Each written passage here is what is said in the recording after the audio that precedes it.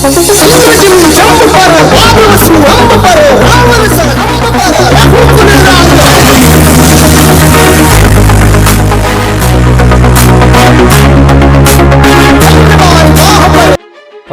శతాబ్దం ప్రారంభంలో భారతదేశం మధ్య ప్రాంతమైన దక్షిణ భారతదేశంలో చీకటి యుగం కలుముకుంది. ఆ చీకట్లో వెళ్తున్న వేళ ఒక రాజ్యం ఇంకొక రాజ్యంపై దండెత్తిన చీకట్లు కలుముకున్నాయి. విదేశీ దండయాత్రలు, దురాక్రమణలు, ద్రోహుల గాలులు భారత వని ముద్దు బిడ్డల ఊచలించుతున్న వేళ అందరికీ ఒకే ప్రశ్న: మన సంస్కృతిని, మన విలువలను, మన బ్రతుకులను ఎవరు కాపాడుతారు అని. ఆ ప్రశ్నకు జవాబు విజయనగర సామ్రాజ్యం 1326 సంవత్సరం నుండి 1336 సంవత్సరం మధ్య కాలంలో జరిగిన పరిణామాలు భారతదేశం ఎంతో గర్వంగా రూపొందుకుంది.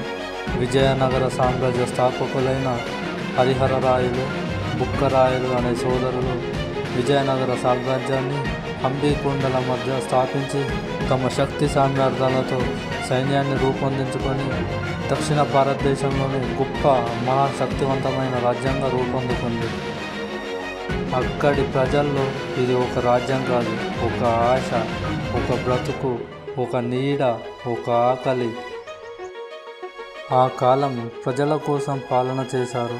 ఈ ఇద్దరు అన్నదమ్ములు కలిసి విజయనగర సామ్రాజ్యాన్ని స్థాపించి దక్షిణ భారతదేశంలోనే గొప్ప విజయనగర రాజులుగా పేరు పొందారు. వీరు కళలకు, విద్యకు, వైద్యానికి ఎంతో కృషి చేశారు. వీళ్ళ రాజ్య స్థాపనలో చాలా భారతదేశం మంచి పేరుగా పొందింది. వీళ్ళ సంస్కృతి, భాష, కవిత్వం, సంస్కృతం ఏదైనా సరే శిల్పకళకు సంబంధించింది ఇప్పటికీ మనకు ఆనవాళ్ళుగా నేటికి మనతో జీవిస్తూ ఉన్నాయి.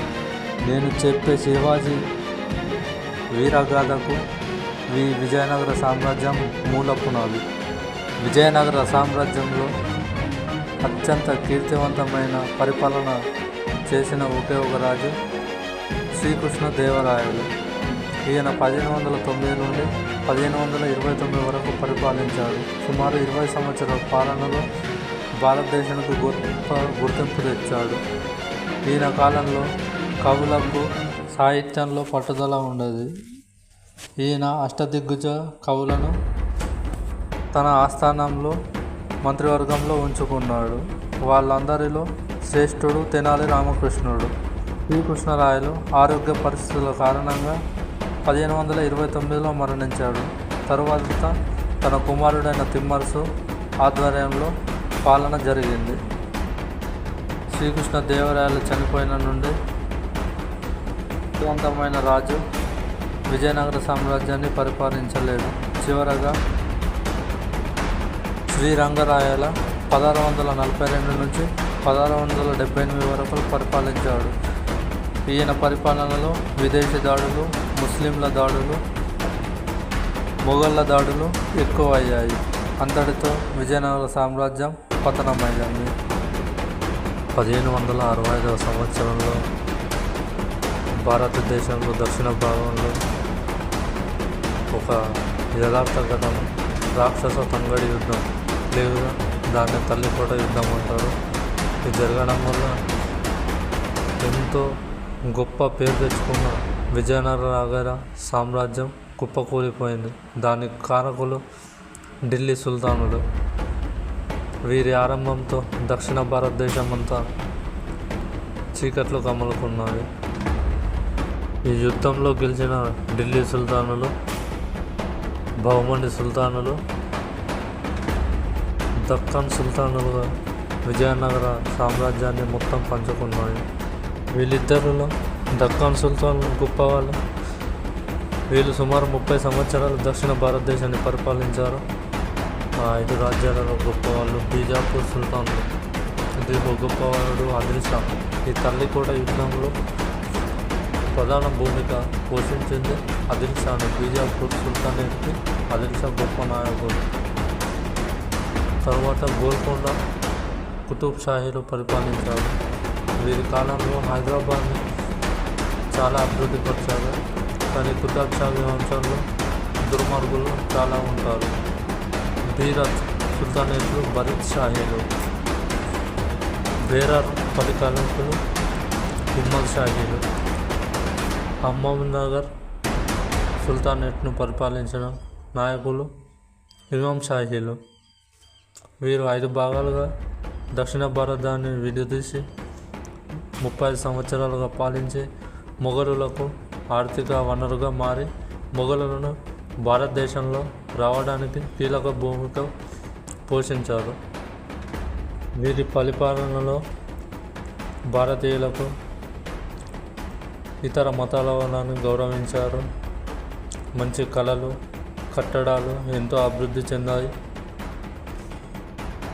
గోల్కొండ ప్రస్తుతం హైదరాబాద్, బీజాపూర్ ఈ 2 రాజధానులు అత్యంత శక్తివంతంగా మారాయి. అందువల్ల మొఘలులకు ఆశ పుట్టి వీళ్ళ మీదనే దాడి చేశారు. అంతటితో సుల్తాన్ అంతమయ్యింది. దానిలో ఒకే ఒక రాజ్యం మిగిలిపోయింది. అదే హైదరాబాద్ సామ్రాజ్యం, గోల్కొండ సామ్రాజ్యం. దీనిని ఆసరాగా తీసుకున్న మొఘలులు దక్షిణ భారతదేశంలో కుట్ర కుతంత్రాలు పన్ని కొన్ని రాజ్యాలు ఆక్రమణ చేశారు. అందులో బాబర్ కొడుకు హుమాయూన్ తర్వాత షాజహాన్ తర్వాత అక్బర్ దక్షిణ భారతదేశాన్ని మొత్తం ఆక్రమించి పరిపాలించారు. ఇంతటితో సుల్తాన్ రాజ్యాంగం కూడా అంతమయ్యింది. విజయనగర సామ్రాజ్యాన్ని ఓడించిన బహుమాన్ సుల్తానులు కేవలం 40-45 సంవత్సరాలు మాత్రమే దక్షిణ భారతదేశాన్ని పాలించారు. 1526 సంవత్సరంలో పానిపట్టు వద్ద మొదటి పానిపట్టు యుద్ధం జరిగింది. ఢిల్లీ సుల్తాన్ అయిన ఇబ్రాహీం లోడికి బాబర్కు మొదటి పానిపట్టు యుద్ధం జరుగుతుంది. ఇందులో ఇబ్రాహీం లోడి ఓడిపోతాడు. దానితో దక్షిణ భారతదేశంలో మొఘళ్ళ పాలన ప్రారంభమవుతుంది. 1556 సంవత్సరంలో అక్బర్ మళ్ళీ దక్షిణ భారతదేశం పైన దండయాత్ర చేస్తాడు. ఇక్కడ ఆఫ్ఘన్ యువరాజు అయిన హేముని ఓడిస్తాడు. పూర్తి పాలన మొఘళ్ళ చేతుల్లోకి వెళ్తుంది. బాబర్కు ఆరోగ్యం మంచిగా ఉండకపోవడంతో షాజహాన్కు సింహాసనం అధిష్ఠిస్తాడు. షాజహాన్ కేవలం 15 సంవత్సరాలే పాలిస్తాడు. తన కొడుకైన ఔరంగజేబ్ షాజహాన్ని బంధించి జైల్లో పెట్టించి చిన్నతనంలోనే సింహాసనాన్ని అధిష్ఠిస్తాడు. మొఘళ్ళ పాలనలో చిన్న వయసులో పాలించిన మొదటి వ్యక్తి ఔరంగజేబ్. ఎక్కువ కాలం మొఘల్ వంశంలో పరిపాలించిన వ్యక్తి కూడా ఔరంగజేబే. ఔరంగజేబ్ చాలా క్రూరుడు. హిందూ దేవాలయాలను ధ్వంసం చేశాడు. హిందువులపై జిజియా పన్ను విధించాడు. అక్కడి ప్రజలను చాలా హింసించాడు. 1561 సంవత్సరంలో 3వ పానిపట్టు యుద్ధం జరుగుతుంది. ఇందులో మరాఠాలకు మరియు ఔరంగజేబుకు మధ్య నడుస్తుంది. ఈ భీకర పోరాటంలో మరాఠా సామ్రాజ్యంపై దండెత్తిన ఔరంగజేబ్ గెలుస్తాడు. దీనితో మరాఠా సామ్రాజ్యం కోలుకోకుండా దెబ్బతింటుంది. భారీగా ఆస్తి నష్టం కూడా జరుగుతుంది. అప్పుడే మరోసారి మరాఠా రాజ్యాలపై ఔరంగజేబ్ పోరాడుతూనే ఉంటాడు. అక్కడి రాజులకు నిద్ర లేకుండా చేస్తాడు. కానీ ఔరంగజేబుని ఎదురించే వ్యక్తి ఒకడున్నాడని తెలియదు. అతడెవడో కాదు,